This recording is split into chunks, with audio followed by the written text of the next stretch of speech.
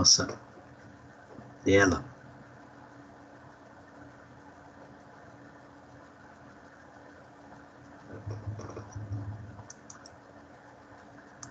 Bom dia a todos, sejam todos bem-vindos nessa nossa nova aula, 18ª aula. Estamos contando aula por aula, né? Como é bom estarmos aqui. Então nós vamos aprender um pouquinho mais da palavra do Senhor. Eu vou fazer um breve resumo de onde nós paramos na aula passada. Então a gente estava falando da igreja prometida na era patriarcal. Nós vimos aí que Deus tinha prometido para Abraão que através da descendência dele, ele abençoaria todas as nações. Vimos também que Deus acabou cumprindo aí lá na cruz a terceira promessa que ele fez para Abraão. Então a primeira promessa ele cumpriu quando ele tirou o povo do Egito, de ti farei uma grande nação. Então ali Deus acabou cumprindo a primeira promessa. Bom dia, Cristiano, tudo bem? Cristiano não, é a Cleusa. Minha tela tá meio ruim hoje. Então, Bom dia, tudo bem? Bom dia, Cleusa. Bom dia, Elisete. Eu estou fazendo um resumo aqui de onde nós paramos da outra aula, tá? Então eu estou falando de Abraão aqui, que na era patriarcal Deus já tinha prometido à igreja. Então nós vimos que Deus, quando ele tirou o povo do Egito e levou o povo até o Monte Sinai, ali Deus acabou cumprindo a primeira promessa feita a Abraão, que é de ti farei uma grande nação. E realmente era uma grande nação. Aproximadamente aí quase 3 milhões de pessoas, ou 600 mil homens, 600 mil homens preparados aí para a guerra. Bom dia, Rosana, tudo bem? A Rosana também está chegando. E nós vimos Deus cumprindo também a segunda promessa para Abraão, quando o povo entrou na terra, quando cada tribo estava no seu pedacinho de terra ali, Deus acabou cumprindo aí a segunda promessa.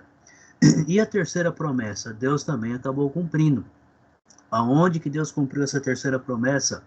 Ele cumpriu lá na cruz, com a morte e ressurreição de Cristo, aonde ali ele declarou para Abraão que através da tua descendência todas as nações seriam abençoadas, ou todos os homens. Então ali Deus está cumprindo, ou Deus cumpriu a sua terceira promessa. Cristiano também, bom dia, Cristiane. Então Deus acabou cumprindo aí a promessa, e Deus vem prometendo à igreja desde a era patriarcal. Então nós vimos lá que no primeiro período da história humana, Deus começou a desdobrar aí gradualmente o seu eterno propósito em relação à igreja. Por exemplo, quando Adão pecou, Deus prometeu mandar seu descendente Jesus para morrer na cruz e dar a salvação para a humanidade, dar a salvação através da morte, né? E ali Jesus acabou vencendo aí a morte e venceu Satanás. Então, promessa que Deus fez lá em Gênesis capítulo 3, versículo 15. Deus acabou cumprindo aí essa promessa para Abraão. Então Deus também prometeu fazer do descendente de Abraão uma grande nação. Então nós vimos que Deus acabou cumprindo as 3 promessas que ele fez para Abraão. E nós vimos também que Deus fez uma promessa através do Filho Jesus, para aqueles que permanecerem firmes até o fim, alcançarão a vitória, ou alcançarão a salvação. Então aí a promessa está de pé. Então Deus nos promete o quê? Se formos fiéis e firmes, estarmos sempre buscando a Ele e vivendo a vida em obediência, poderemos alcançar essa promessa aí que Deus tem nos dado, que é a salvação.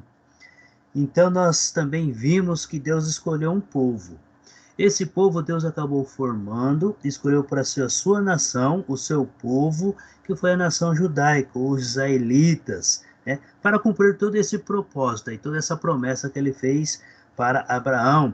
Então foi através desta nação que Deus cumpriu as promessas que ele fez. Então, ele separou aí os judeus ou os israelitas de outras nações, preparou esse povo, deu-lhes mandamento, Deuteronômio, no livro de Levítico, deu-lhes leis, para que eles pudessem organizar e através desta nação, os outros povos poderiam receber esta graça, estas bênçãos.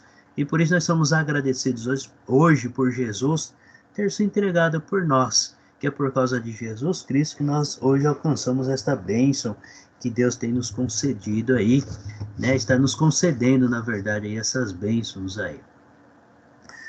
Tudo bem? E iniciando a nossa aula de hoje, tá? Nós vamos falar aí que os profetas, eles anunciaram todo esse acontecimento aí que iria acontecer com Jesus Cristo. Abre comigo lá no livro de Isaías, capítulo 2. Isaías, capítulo 2. Quem achou aí, quem conseguiu abrir, lê para nós versículo 1, 2 e o 3.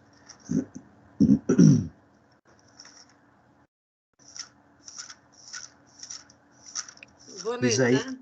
Isso, Isaías capítulo 2, do versículo 1 ao 3. Foi isso que Isaías, filho de Amós, viu a respeito de Judá e de Jerusalém. Nos últimos dias, o monte do templo do Senhor será estabelecido como o principal. Será elevado acima das colinas e todas as nações correrão para ele. Virão muitos povos e dirão: venham, subamos ao monte do Senhor, ao templo do Deus de Jacó, para que ele nos ensine os seus caminhos e assim andemos em suas veredas. Pois a lei sairá de Sião, de Jerusalém virá a palavra do Senhor. Isso. Então vamos lá. O que Isaías está falando aqui foi tudo o que aconteceu lá no livro de Atos, capítulo 2. Tá? Por quê?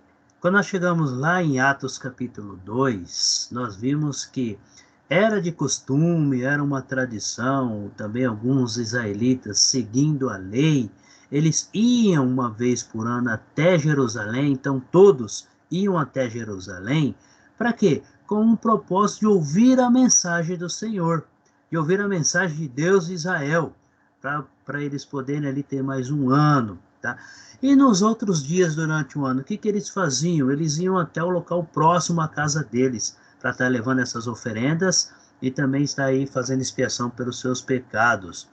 Então, uma vez por ano, todos iam até Jerusalém, inclusive também povos de outras nações, com esse propósito. Então, Isaías deixa bem claro que, sim, muitas nações irão até o monte do Senhor. Tá? Esse monte do Senhor significa Jerusalém. Muitas nações irão até Jerusalém. Para quê? Com o propósito de ouvir a mensagem. Então, ali Deus usou o momento certo, propício, para revelar a sua mensagem, a sua vontade para toda a humanidade, estendendo essas bênçãos aí para todos, sem nenhuma distinção. Abre comigo lá no livro de Miqueias. Miqueias, agora. Um pouquinho para frente aí, Miqueias. Aí nós vamos ler Miqueias capítulo 4, o versículo 1, 2 e o 3. Miqueias é considerado um dos profetas menores por causa do tamanho do livro, tá? Ele está quase próximo aí ao livro de Mateus. Miqueias, capítulo 4, o 1, o 2 e o 3. Quem achou e gostaria de ler para nós, pode ficar à vontade.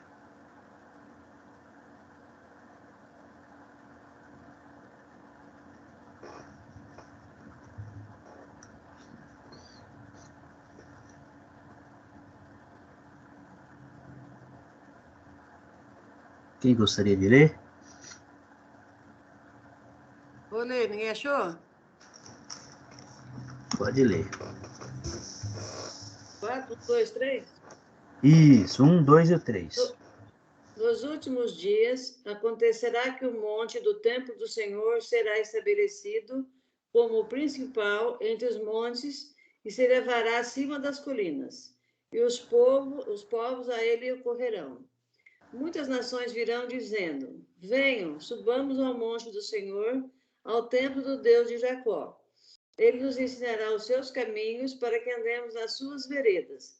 Pois a lei virá de Sião, a palavra do Senhor de Jerusalém. Ele julgará entre muitos povos e resolverá contendas entre nações poderosas e distantes. Das suas espadas farão arados, e das suas lanças foices. Nenhuma nação erguerá espada contra outra, e não aprenderão mais a guerra. Isso. Então, o que nós estamos vendo aí? Esses dois profetas, tá? Esses profetas da era mosaica, que viviam na lei de Moisés, eles anunciaram o tempo e o lugar, quando e onde iria acontecer todas essas coisas. Quando e onde Deus iria revelar aí a sua vontade para toda a humanidade. Então, eles deixam bem claro, nos últimos dias. Tá? O que seriam esses últimos dias? Alguns levam mais para o fim do mundo, mas não.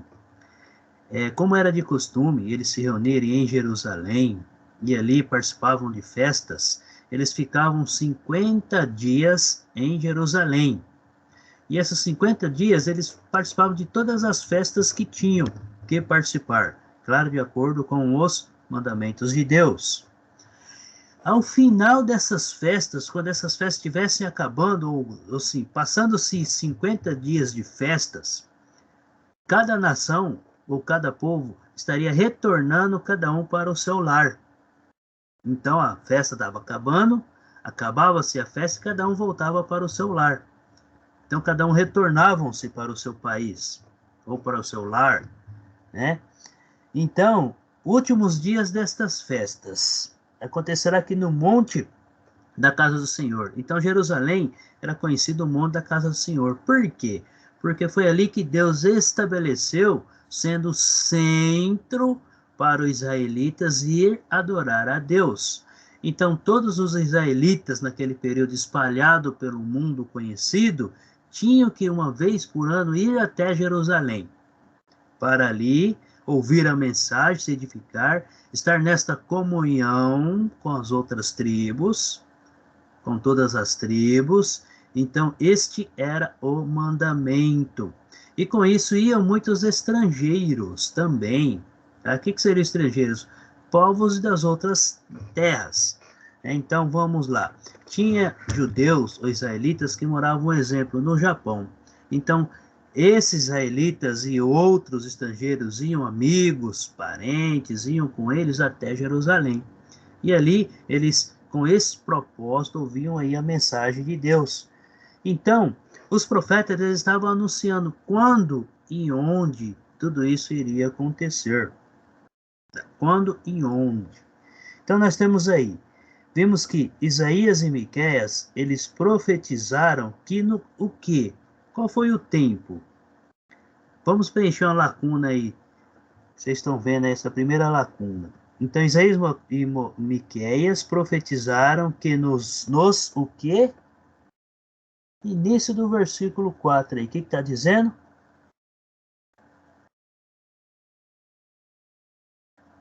Os últimos dias. Isso, últimos dias, a casa do, né? Então, Isaías e Miqueias profetizaram que nos últimos dias a casa do seria estabelecida. A casa de quem? Senhor. A casa do Senhor seria estabelecida. Afluirão, o que significa fluirão? Ou estariam presentes. Estariam presentes naquele momento. Tá? Então, olha aí. Afluirão muitos o quê? Finalzinho do versículo 1, capítulo 4 de Miqueias. Afluirão o que aí? Ou estariam presentes muitos? Povos e nações. Povos e nações. Aonde eles estariam? Na cidade? De qual cidade?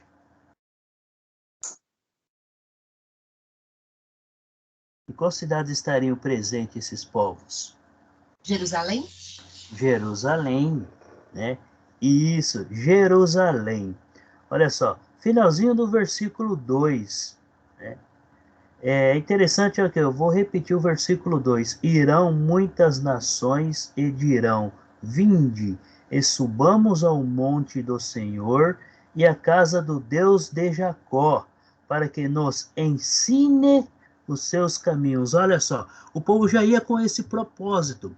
O povo já ia, isso independente se eram judeus, israelitas ou estrangeiros, eles iam até Jerusalém com esse propósito. Para quê? Para que o próprio Deus ensinasse esse povo a andar nos caminhos dele. Então, ele, ó, para que nos ensine os seus caminhos e andemos pelas suas veredas, porque Sião procederá da lei. Quando fala Sião procederá da lei, está falando de quem? Está falando de Moisés, que viria um Sião ou um sacerdote, um sumo sacerdote, que ensinaria tudo o que eles precisavam aprender aí. Então, Sião procederá a lei e a palavra do Senhor de Jerusalém. Agora, olha um ponto muito interessante que nós possamos estar comparando com os dias de hoje. Nós vimos que antes da vinda de Jesus, eram muitas tribulações. O povo de Israel passavam-se por várias guerras, né? Ali eles tinham que matar o inimigo, muitos acabavam morrendo, espadas na mão, tinha que estar sempre vigiando aí, para não ser atacado por um inimigo, enfim. Mas o que ele fala aqui? Olha só. Ele, versículo 3, ele julgará entre muitos povos e corrigirá as nações poderosas e longínquas, quer dizer, sem fronteiras. E estes converterão as suas espadas em relhas de arados. Se a gente parar para pensar bem, depois aí do mais ou menos aí 100 anos depois da ressurreição de Cristo, o povo começou a ter mais paz. É claro que existia perseguição em todas as partes, né? Mas as guerras eram menos. Hoje nós vivemos em um tempo onde nós não vemos mais guerras. Nós vemos aí conflitos internos, conflitos dentro de um país, né? Conflitos civis, mas guerra mesmo com outras nações, hoje em dia, nós não vemos mais. Em relação a essas guerras, nós temos paz em relação a essas guerras. Porém, a nossa guerra hoje é espiritual. Devemos vencer o nosso lado espiritual para que tudo possa correr bem aqui nesse mundo. Então, veja bem, uma nação não levantará a espada contra outra nação. Então, hoje, o que nós fazemos? Quando ele fala aqui, ó, eles converterão as suas espadas em relhas de arados e suas lanças em podadeiras. Cada um vai ter o seu trabalho para ter o seu próprio sustento. Então, nós vivemos numa época de graça, a época cristã. Nós vivemos na graça. E essa graça que nós temos hoje é por quê? É por causa de Jesus, que se entregou por nós, né? Jesus Cristo acabou se entregando por nós aí. Graças a Ele nós temos essa remissão e essa redenção. Tudo bem? Então, continuando aí, abre comigo lá em 1 Timóteo. 1 Timóteo, capítulo 3.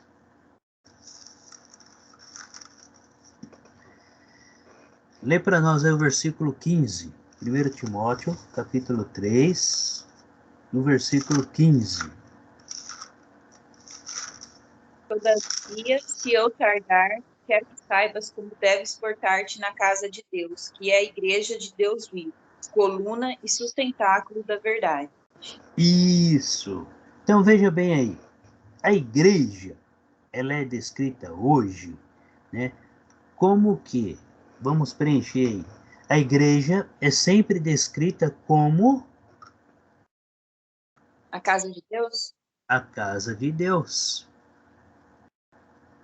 Como a casa de Deus. Isso mesmo.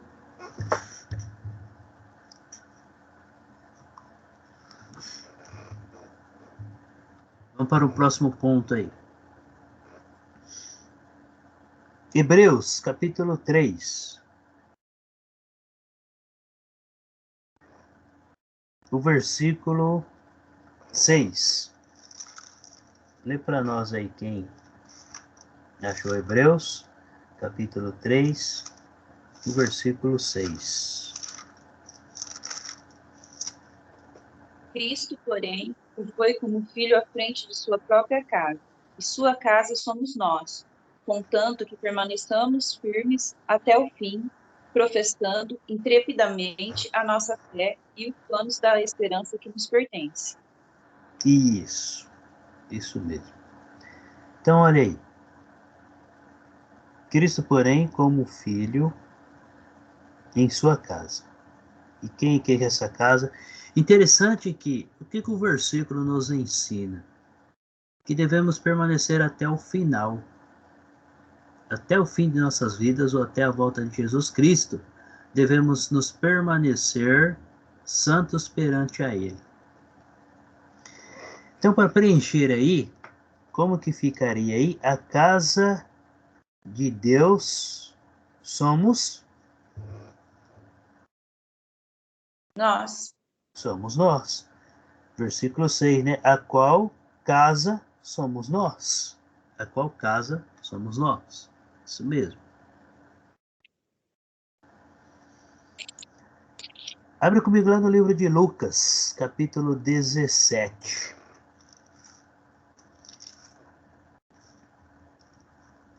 Lucas 17, o versículo 21.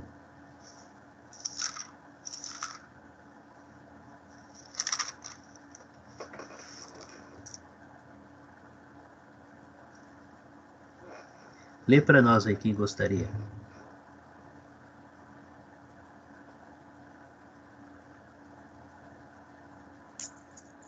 Nem se dirá, veio aqui. Pode ler.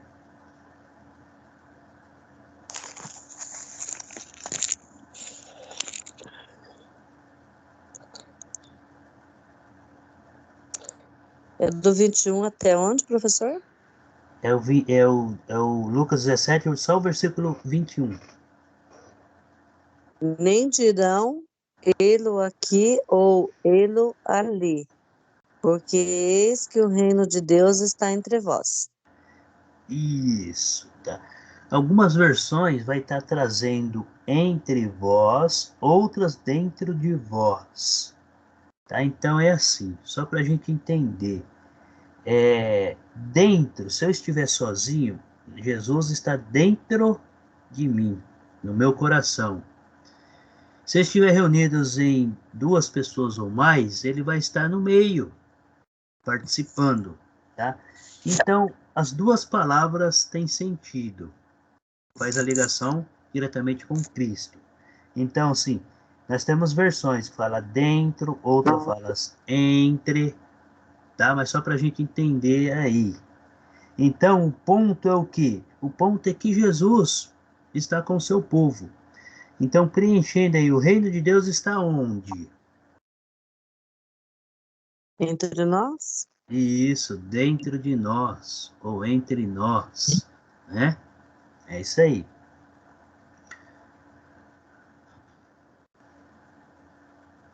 Vamos para o livro de Atos, capítulo 7.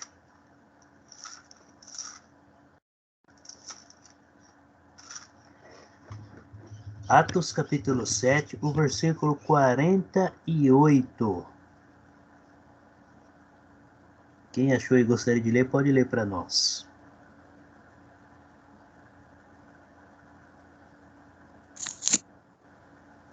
Mas o Altíssimo não habita em templos feitos por mãos de homens, como diz o profeta. Isso. Então vamos lá. No período do quando o povo estava no deserto, ou melhor, vou voltar um pouquinho antes. Vocês lembram que quando Abraão passava nos lugares e ele via a presença de Deus, o que ele fazia? Ele levantava-se um altar, porque Deus estava presente ali. E assim aconteceu com Isaac, com Jacó e os patriarcas. Quando Moisés tirou o povo do deserto e chegaram até o Monte Sinai, Deus apareceu no monte. E ali começou a ser estabelecido o quê? O tabernáculo, a tenda. Então foi montada-se uma tenda no meio do povo, onde Deus estaria presente, certo? Hoje, Deus está onde? Em nossos corações. Quando Salomão construiu o templo, Deus estava presente, saiu do tabernáculo e foi presente no templo. É claro que a gente analisando todas essas situações, para Deus não existe dimensão, Deus está em todos os lugares, então não existe um lugar específico. Mas e nos dias de hoje? Ele está na onde? Ele está em nosso coração, ele está dentro de nós. O nosso corpo é o templo do Espírito de Deus. Então Deus fez tudo novo, ele mudou todas as coisas, é a nova aliança. Algumas versões falam aí casas feitas por mãos humanas, né? Então, assim, algumas palavras mudam de acordo com a versão da Bíblia. Porém, a essência ela é a mesma, ela tem que ser a mesma. Tá? Então, está falando do quê? Que todos nós somos o templo de Deus, o templo do Espírito Santo. E sendo o templo do Espírito Santo, Deus está presente em nossas vidas. E nós devemos sempre alimentar esta parte, o nosso lado espiritual. Então, de acordo com Atos 7:48, Deus não habita em casas feitas por mãos De homens? de homens, por mãos humanas, isso, por mãos humanas. Deus não habita por mãos humanas. Deixa eu passei um pouquinho mais aqui o slide, também ruim. Então isso quer dizer que prédios, certo? Prédios. Então não é somente em prédios. Então muitas vezes a gente fala, vamos lá naquele prédio ou naquela igreja que Deus está lá. Deus pode estar lá, mas primeiramente Deus está em nosso coração. Se realmente nós o aceitamos Jesus, ele está em nosso coração. Então, se nos reunirmos em nome de Jesus embaixo de uma árvore, ele está ali presente. Se nos reunirmos em um quintal ou um campo aberto, ele está ali presente. No período dos patriarcas ou no período do Moisés, onde que Deus estava? No tabernáculo. E tinham que ir até o tabernáculo. É claro que Deus estava presente em todos os lugares, mas para se falar diretamente com Deus, tinha que ir no tabernáculo. Deus escolhia lugares para atrair aquele a quem tinha interesse, ou um profeta, um mensageiro, para anunciar a sua mensagem. Hoje, Deus está onde? Em nossos corações. E onde nós estivermos, principalmente reunidos, Deus estará ali presente. Então não tem lugar específico. Podemos nos reunir sempre em algum lugar? Podemos. Podemos sim. Por isso que hoje é construído igrejas, prédios para nos reunirmos. Mas se nos reunirmos aí embaixo de uma árvore ou num monte onde estivermos, Deus também estará presente naquele momento. Jesus estará presente. Então, só para a gente preencher agora aí, as palavras de Miqueias, só para a gente recordar. As palavras de Miqueias e Isaías são as mesmas. E quando Deus dá uma visão duplicada, é porque o fato é estabelecido por Deus. Então nós vimos que Miqueias falou sobre o acontecimento que seria em Jerusalém, com a data, e nós vimos também que Isaías falou do mesmo assunto, cada um com as suas palavras. E quando nós olhamos para o Novo Testamento, nós vimos aí que vários homens, inspirados pelo Espírito Santo, falaram da parte de Deus, para que nós, hoje, pudéssemos ter em mãos todos esses ensinamentos, essas escrituras. Então, quando nós falamos aí nos evangelhos, nos 4 evangelhos, Mateus, Marcos, Lucas, João, são 4 homens que foram inspirados pelo Espírito Santo, falando da palavra de Deus, nos apresentando a palavra de Deus. E assim se estende o apóstolo Paulo falando, Pedro falando, Tiago falando, e assim se estende. Todas as escrituras, certo? Isso quer dizer que o quê? Que a palavra de Deus é verídica. Porque muitos homens, vários homens, anunciaram, inspirado pelo Espírito Santo. Então todos os livros se complementam. Todos os livros da Bíblia se complementam. Então uma ligação. As Escrituras, ou a Bíblia Sagrada, ou a Palavra de Deus, que ela recebe vários nomes, ela tem uma única mensagem: obediência a Deus. E nessa obediência a Deus, tem as regras que devemos seguir. Tem os passos que devemos seguir.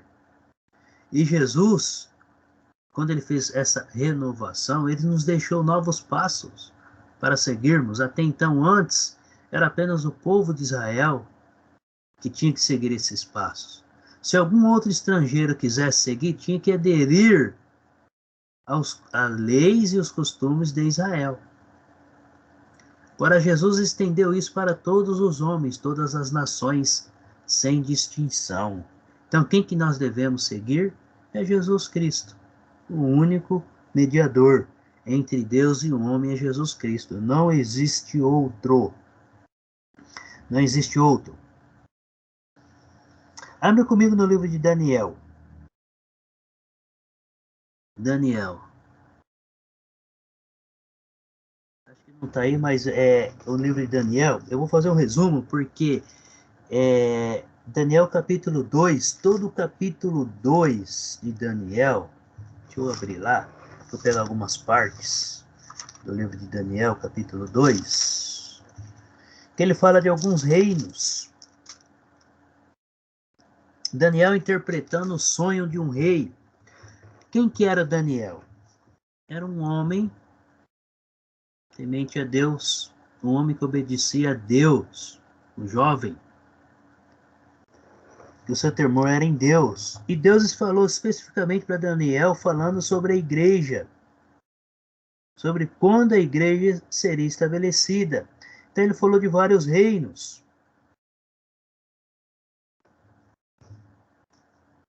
Eu vou ler o versículo 1 aqui, só para a gente entender. Daniel capítulo 2.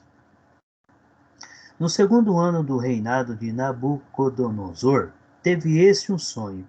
O seu espírito se perturbou e passou-lhe o sono, quer dizer, perdeu o sono.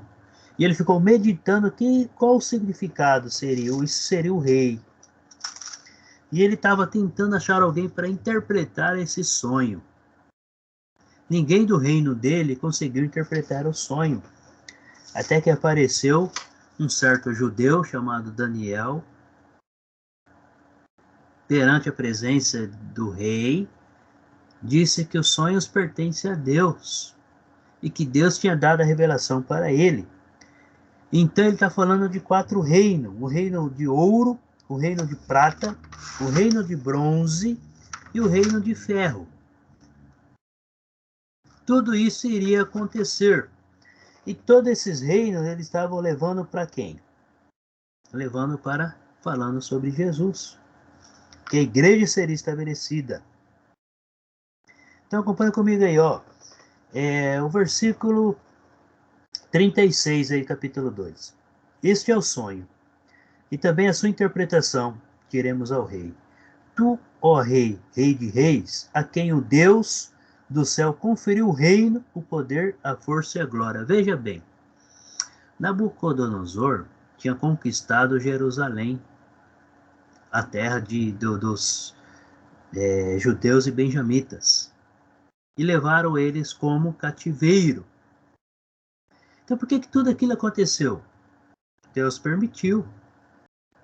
Claro que o povo estava vivendo numa desobediência, não estava seguindo as leis que Deus tinha dado. Então nós vemos aqui que Daniel fala: se você é rei, é porque Deus te concedeu isso daí. E ele tinha que reconhecer que foi Deus que concedeu, mas infelizmente eles não reconheciam. E ele dá a interpretação. Olha só o versículo 38 aí, ó. Cujas mãos foram entregues aos filhos dos homens, onde quer que eles habitem, e os animais do campo e as aves do céu, para que dominasse sobre todos eles. Tu és a cabeça de ouro. O que seria a cabeça de ouro? Seria um reino superior. Um reino superior aos outros reinos. Então, até então, naquele período, Nabucodonosor, ele conquistava as terras. Era o reino mais forte que tinha. Então, ele era um reino superior. E claro que ele ficou todo contente com essa afirmação. Sendo um reino superior aí. E ele continua. Que o outro sonho que ele sonhou, que seria o reino de prata, seria um reino inferior a ele, que seria o Medo e Persa, que esse reino, essa nação, eles também iriam estar conquistando aí depois de Nabucodonosor, estariam conquistando quem? As nações. Estou voltando o slide aqui que acabou passando aqui para frente sem querer. Então, olha aí, versículo 39. Depois de ti se levantará outro reino, inferior ao teu. E um terceiro reino de bronze, o qual terá domínio sobre toda a terra. O quarto reino será forte como ferro, pois o ferro tudo quebra, esmiuça. Então seria ainda mais fraco que o dele. Como o ferro quebra todas as coisas, assim ele fará em pedaços e esmiuçará. Quanto ao que visse dos pés dos artelhos, em parte de barro de oleiro e em parte de ferro, será quase um reino dividido. Então, o reino de ouro ele está falando da Nabucodonosor, o reino de prata está falando do Medo e Persa, o reino de bronze ele está falando dos gregos, e o reino de ferro, que seria um reino dividido, está falando quem? De romanos. Qual que seria a diferença desses reinos? O rei Nabucodonosor, somente ele seria o cabeça. Os outros reinos, cada um teria o seu cabeça. Quando ele chega no reino de ferro, que seria um reino dividido, os romanos teriam várias cabeças. O que seria isso? Cada cidade teria o seu governador, cada governador faria o que eles quisessem dentro da cidade. Era eles que mandavam dentro da cidade. Todos eram ligados a um rei que tinha que pagar tributos. Porém, que quem comandava ali era eles. Então, quando a gente chega lá no Novo Testamento e vê que quando Jesus foi preso e até os próprios apóstolos foram julgados e ficavam jogando para um governador e para outro, era por causa disso daí. Porque às vezes a pessoa era de uma cidade e estava presa em outra cidade, então ele tinha que ser julgado aonde? Passava pelas autoridades daquela cidade, só que ele tinha que ser julgado na cidade natal dele. Então ele era mandado para a cidade natal dele, e quem tinha que resolver esse problema era o governador da cidade natal dele. Um reino dividido. Então, só para a gente entender, tá? Não sei se eu... Deixa eu ligar o celular aqui para mim ver certinho esse slide aí, que a minha tela do computador, ela está sem foco e eu não consigo arrumar. Os grandes impérios no Velho Testamento, só para a gente entender um pouquinho da história, então começa com o Egito, que foi uma potência mundial quando Moisés tirou o povo da terra do Egito. Por volta de 1600,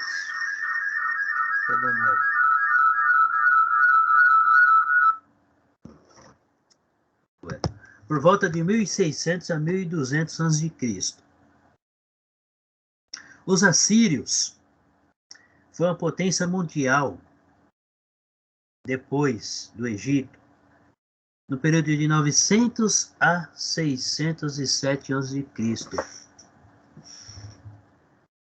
Os babilônios foi uma potência mundial por volta de 606 a 535 a.C. O Medo persa foi uma potência mundial por volta de 536 a 330 a.C.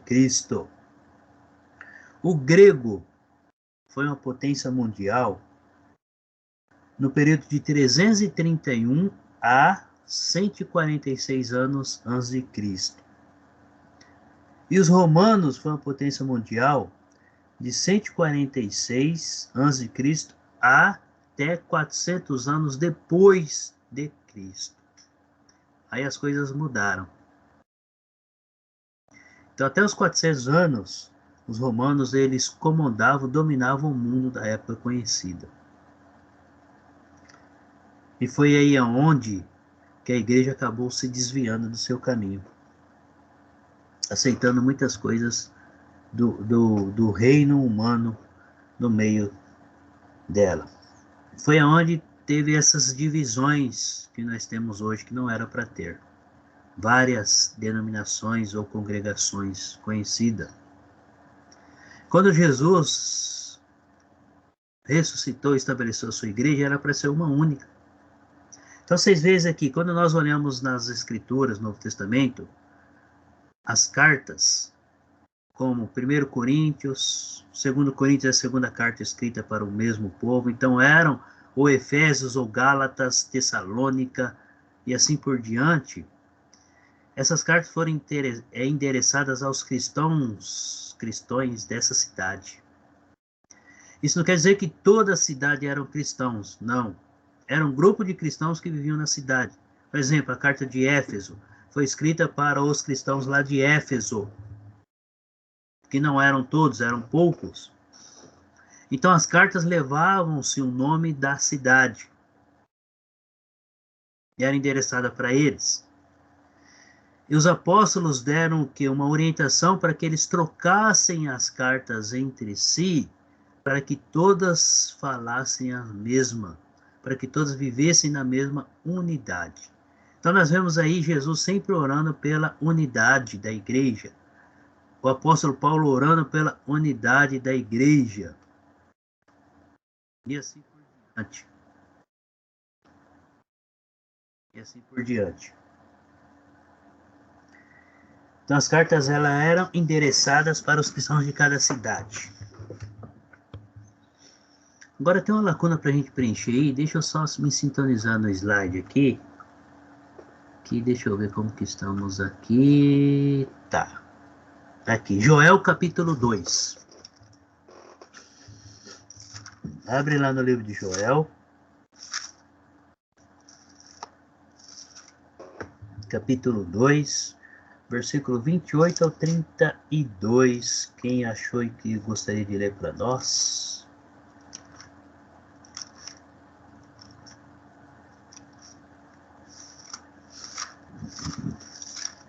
Joel, capítulo 2,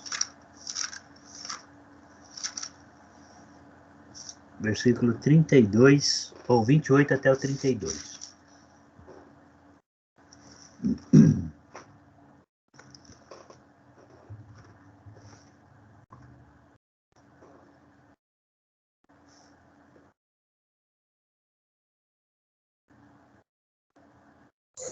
Qual capítulo mesmo?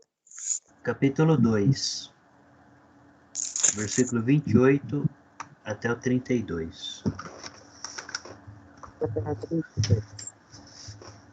E há de ser que depois derramarei o meu espírito sobre toda a carne, e vossos filhos e vossas filhas profetizarão. Os vossos velhos terão sonhos, os vossos jovens terão visões. E também sobre os servos e sobre as servas, naqueles dias derramarei o meu espírito, e mostrarei prodígios no céu e na terra, sangue e fogo e colunas de fumaça. O sol se converterá em trevas e a lua em sangue, antes que venha o grande e terrível dia do Senhor. E há de ser que todo aquele que invocar o nome do Senhor será salvo. porque no Monte Sião e em Jerusalém haverá livramento, assim como o Senhor tem dito, e nos restantes que o Senhor chamar. Isso. Vamos entender bem esta passagem aí. Tá? Se você abrir lá em Atos capítulo 2, a gente vai ver ali o primeiro discurso que os apóstolos fizeram em Jerusalém. O que estava acontecendo lá no livro de Atos 2? Os povos de várias nações estavam reunidos em Jerusalém com este fim, com este propósito de ouvir a mensagem de Deus e ali eles levarem e colocarem em prática. Então já era um momento específico. Deus escolheu um momento específico para isso. Na lei de Moisés, nem todos recebiam o Espírito de Deus, como está dizendo aqui, que acontecerá depois que derramarei o meu Espírito sobre toda a carne. Era escolhido, Deus escolheu alguns homens, como Jeremias, Isaías, o próprio Moisés, para ouvir a mensagem e levar essa mensagem até o povo, ou levar essa mensagem até o próprio rei. Porque se o próprio rei ouvisse essa mensagem e ele se convertesse, visse os seus erros e parasse, quer dizer, ele ia fazer com que toda a nação dele pudesse seguir o mesmo caminho. Então o rei tinha esse grande poder de fazer isso. Então se um profeta conseguisse convencer um rei, ele conseguiria convencer toda a nação. Vamos lembrar um pouquinho de Jonas, quando Deus pediu para Jonas ir lá até Nínive para anunciar a mensagem. Jonas primeiro começou a se esquivar, porque ele tinha até Nínive falado que Deus iria destruir a cidade porque o povo estava vivendo em pecado. Mas aí o que aconteceu? Quando Jonas chegou para o rei e deu essa mensagem, o rei imediatamente ele acabou reconhecendo todo o erro e se arrependeu. Quando ele se arrependeu, ele fez um decreto para que todo o povo pudesse se arrepender também. E todo o povo seguiu ele. Todo o povo acabou se arrependendo. Foi onde Deus pediu, volta lá e fala como o povo se arrependeu, não mais farei o que eu disse que iria fazer. Foi onde Jonas começou a fugir. Mas Jonas foi escolhido por Deus para levar essa mensagem, assim como os outros homens. Então, eram homens específicos que eram escolhidos para este trabalho, não era qualquer um. Aí, ó, vossos filhos e vossas filhas profetizarão. O que isso quer dizer? Tinha que ter uma idade mínima. Normalmente, um profeta, ele começava o seu trabalho aí, missionário, quando ele completasse 30 anos de idade. Isso na lei de Moisés.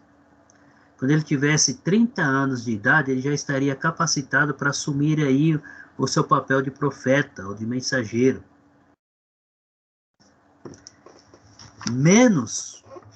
Um homem com menos de 30 anos, ele não iria para esse ministério. Até então que ele ia passar até os seus 30 anos sendo preparado para isso. Assim como Jesus preparou os 12 apóstolos em apenas 3 anos. E quando ele fala que jovens sonharão, jovens profetizarão,